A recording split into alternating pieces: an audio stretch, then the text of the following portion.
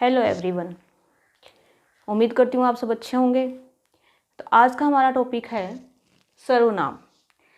ये आपके group D के जो अभी एग्ज़ाम होंगे उसमें भी आता है। हमारा जो हिंदी है वो 15 नंबर को कवर करता है, तो उसमें हमारे हिंदी ग्रामर के सभी टॉपिक्स आते हैं। तो आज हम उसके अकॉर्डिंग अपना सर्वनाम जो है चैप्टर वो करेंगे। इस टॉपिक को करते हैं।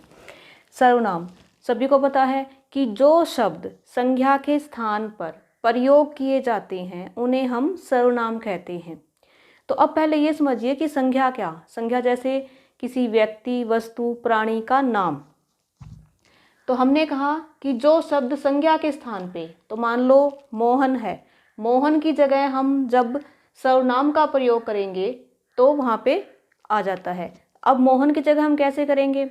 मान लो मोहन है, मोहन 5वीं कक्षा में पढ़ता है, मोहन बहुत ही होशियार है, मोहन पढ़ाई में तेज होने के साथ साथ खेल में भी बहुत तेज है। तो बार बार हम मोहन मोहन यूज़ कर रहे हैं, तो वो क्या है, संज्ञा है। लेकिन इससे क्या है, हमारी लाइंस जो है ना, जो हम बोल रहे हैं मोहन मोहन, वो अच्छा नहीं लगता। तो हम क्या करते हैं, एक बार लिखेंगे मोहन पढ़ाई में बहुत तेज है, उसके बाद हम उसकी जगह लिखेंगे वह। तो जो वह शब्द हमने मोहन की जगह प्रयोग किया है वो हमारा सर्वनाम है।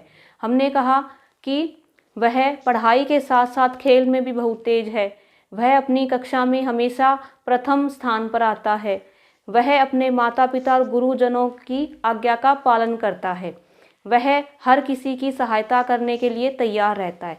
तो हमने मोहन की जगह क्या किया, वह। तो ये वह शब्द ही सर्वनाम है। इसीलिए कहा गया है कि जो शब्द संज्ञा के स्थान पर आए वो सर्वनाम है। तो आपको क्लियर हो गया कि संज्ञा क्या है और संज्ञा के स्थान पर हम कैसे सर्वनाम को प्रयोग करते हैं। उसके बाद हम करते हैं सर्वनाम के भेद। तो हम सब ने किए हुए हैं, सर्वनाम के 6 भेद होते हैं। लेकिन उससे पहले हम करेंगे कि रूप और उत्पत्ति के आधार पर सर्वनाम के कितने भेद हैं, जो किताबों में बहुत कम पढ़ाया जाता है, क्योंकि ये हमारा सिलेबस में कभी कभी आता है, अदरवाइज ये हमारा सिलेबस में नहीं आता है। हम सिलेबस में करते हैं कि हमारे सर्वनाम के आधार पे 6 भेद हैं, पुरुषवाचक है, निजवाचक है, अनिश्चयवाचक, इस तरीके से जो भेद है ना हम वो करते हैं। लेकिन हम आपको तैयारी के हिसाब से करवा रहे हैं, इसलिए हम इन्हें भी करके चलेंगे। तो रूप और उत्पत्ति के आधार पे सर्वनाम के क्या है, 11 भेद, 2 भेद होते हैं। मौलिक सर्वनाम जिन्हें हम मूल सर्वनाम भी कहते हैं। मूल यानी कि जो अपने मूल रूप में हमारे पास आए हैं और बाद में इन्हें हमने जोड़ के इनसे यौगिक सर्वनाम बनाए हैं। तो ये 2 हमारे पास पहले आए हैं, मूल सर्वनाम और यौगिक सर्वनाम। अब जो मूल सर्वनाम हैं वो हमारे 11 होते हैं। कौन से होते हैं, मैं, तू, यह, आप, वह, जो, सो, कौन, क्या, कुछ, कोई। तो इनको आप काउंट करिए, ये 11 हैं। ये हमारे मूल सर्वनाम हैं जो हमारे पास आए हैं। यौगिक सर्वनाम, इसके नाम से ही पता चल रहा है कि ये योग से बने हैं। ठीक है, लिंग, वचन, कारक, इनके आधार पर जो आते हैं वो यौगिक सर्वनाम होते हैं। अब ये यौगिक किसके योग से, इनके योग से ही ये बने हैं।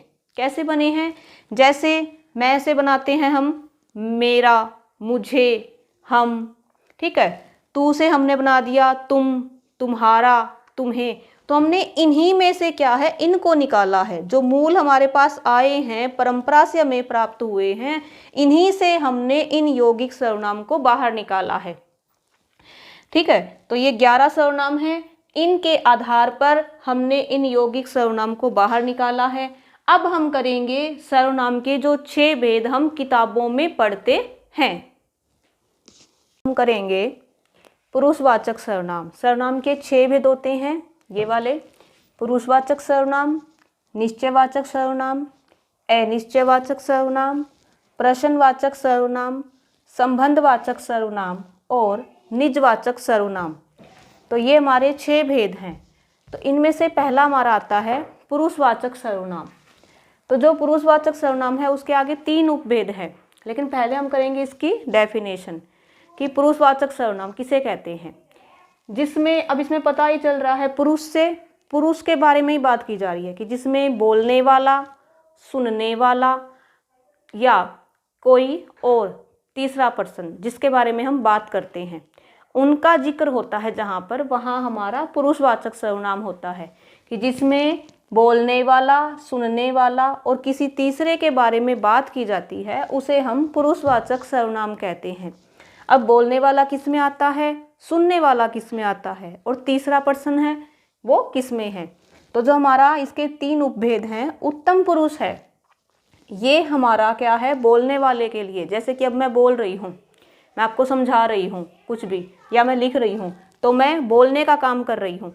तो बोलने वाला किस में आता है, उत्तम पुरुष में, कि जिसमें बोलने वाला अपने लिए प्रयोग करता है जिन शब्दों का, वो उत्तम पुरुष में आते हैं। जैसे मैं कहूँ कि मैं अपना काम कर रही हूँ, मैं आपको पढ़ा रही हूँ, मैंने अपना काम कर लिया है, तो ये शब्द मैं, मैंने, ये मैंने अपने लिए प्रयोग किए हैं, इसीलिए ये किसके अंदर आए हैं, ये उत्तम पुरुष में आए हैं। मैं, मैंने, मेरा, ये सब किस में है, ये इसके अंदर आते हैं। उसके बाद है मध्यम पुरुष, कि बोलने वाला जब बात करता है तो सामने कोई सुनने वाला भी तो होता है ना। जैसे कि अब मैं आपको समझा रही हूँ, तो आप क्या हैं, आप लिसनर हैं, ठीक है, आप मेरे टॉपिक को समझ रहे हैं, सुन रहे हैं। तो इसमें क्या है, बोलने वाला जिससे बात करता है, सुनने वाले के लिए यहाँ पे मध्यम पुरुष में प्रयोग किया जाता है। जैसे तुम, तुम्हारा, तुम्हें, तुम, तो ये इसमें आते हैं। तुम, तुम्हारा, तो इसमें बोलने वाला, इसमें सुनने वाला, और अन्य जिसके बारे में हम बात कर रहे हैं कोई तीसरा। जैसे कि मैं आपको कहती हूँ कि आपको अगर ये टॉपिक समझ में आ जाता है तो आप अपने फ्रेंड्स में, अपने स्टूडेंट्स में कहीं भी शेयर कीजिए, तो वो क्या है, थर्ड पर्सन हो गया, तीसरा अन्य पुरुष हो गया।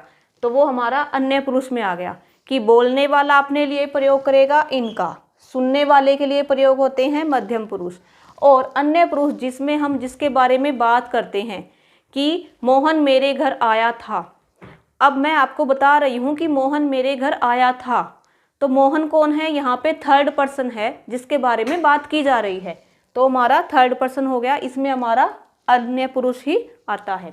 दूसरा हमारा है निश्चयवाचक सर्वनाम। निश्चयवाचक सर्वनाम में क्या है कि हम निश्चित होते हैं, इसके नाम के अंदर ही देखिए आपको दिखाई दे रहा है निश्चय, यानी कि हम श्योर हैं, ठीक है। जैसे यह मेरी किताब है, मेरी किताब है, मैं श्योर हूँ, क्यों, क्योंकि एक तो मुझे पता है, दूसरा इसके ऊपर मेरा नाम भी लिखा हुआ है, तो यह मेरी किताब है। यह मेरा बैग है, इसमें सारी जो बुक्स है वो मेरे नाम की है, तो ये बैग किसका है, ये मेरा है।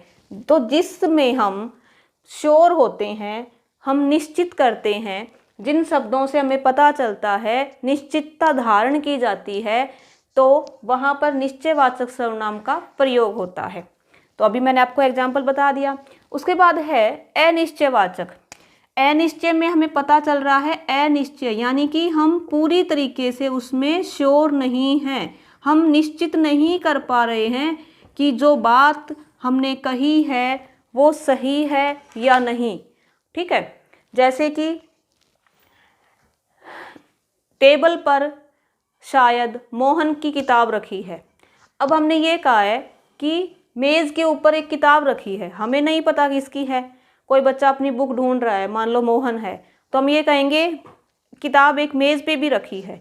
अब हो सकता है मेज़ वाली बुक मोहन की है, लेकिन हम श्योर नहीं हैं, श्योर नहीं है, तो वहाँ पे हो गया अनिश्चय, कि हम इस चीज़ में पक्का नहीं कह सकते कि ये किताब मोहन की ही है।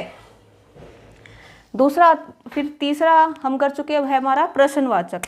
प्रश्नवाचक में जहाँ पर हम प्रश्न करते हैं, अब आपको ये पता है प्रश्नवाचक को हम इंग्लिश में WH फैमिली बोलते हैं, और हिंदी में हम कैसे स्टार्ट करते हैं, कौन, क्या, कब, कहाँ, और पीछे क्या लग जाता है, क्वेश्चन मार्क, कि जब हम किसी के बारे में प्रश्न करते हैं तो वहाँ पे प्रश्नवाचक सर्वनाम होता है।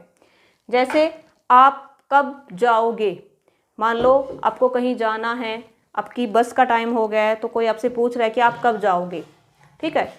आप कहाँ जा रहे हो, तो आपको बताना पड़ेगा कि आप कहाँ जा रहे हो, तो कहाँ से हम क्या है, हमने प्रश्न किया है। आप कल स्कूल क्यों नहीं आए? तो क्यों यहाँ पे क्या है? प्रश्नवाचक है। हम सामने वाले से क्या कर रहे हैं? प्रश्न कर रहे हैं। फिर हमारा आता है संबंधवाचक। संबंधवाचक में आपको पता चल रहा है हमारा रिलेशन दिखाई देगा यहाँ पे, ठीक है। संबंध यानी कि हमारा रिश्ता क्या है, ठीक है। जैसे कि यह मेरे पिताजी हैं। अब मैं अपना संबंध दिखा रही हूँ अपने पिता के साथ। यह मेरे पिताजी हैं। वह मेरी बड़ी बहन है। हम किसी की तरफ इशारा करके बोलते हैं कि वह मेरी बड़ी बहन है। तो हमारा क्या हुआ? आपस में संबंध हुआ, रिलेशन हुआ, जिसे हमने संबंधवाचक का नाम दिया है। और यहाँ पे हमने क्या किया? यह, वह, मेरी, ये सब हमने सर्वनामों का प्रयोग किया है। उसके बाद हमारा आता है निजवाचक सर्वनाम। निजवाचक सर्वनाम से पता आपको चल रहा है, निज यानी कि अपने लिए, स्वयं के लिए। जिन सर्वनाम शब्दों का प्रयोग हम स्वयं के लिए करते हैं, खुद के लिए करते हैं, उसे हम निजवाचक सर्वनाम कहते हैं। इसमें हम आप, स्वयं, खुद, स्वतः इनका प्रयोग करते हैं। स्वतः जैसे मैंने अपना काम स्वतः कर लिया, मैंने अपना काम खुद कर लिया, मैंने अपना काम स्वयं कर लिया, या फिर मैंने अपना काम अपने आप कर लिया। तो ये क्या है? यहाँ पे क्या हुआ? ये हमारा निजवाचक सर्वनाम हुआ, ठीक है। तो हमने अभी किए हैं पुरुषवाचक, निश्चयवाचक, अनिश्चयवाचक, प्रश्नवाचक, संबंधवाचक और निजवाचक। उसके बाद हमने किए हैं कि पुरुषवाचक के हमारे 3 भेद हैं। तो तीनों को हमने एक्सप्लेन किया। बोलने वाले के लिए मैं, मैंने, मेरा। मध्यम पुरुष के लिए तू, तुम, तुम्हारा। फिर अन्य पुरुष के लिए वह, जो, सो। हमने इन शब्दों का प्रयोग किया। तो आज हमने अपना किया है सर्वनाम टॉपिक। अब अपनी नेक्स्ट क्लास में हम नया टॉपिक करेंगे। अगर आपको अच्छा लगे तो मेरे वीडियो को प्लीज़ लाइक, शेयर और सब्सक्राइब जरूर कर देना। धन्यवाद।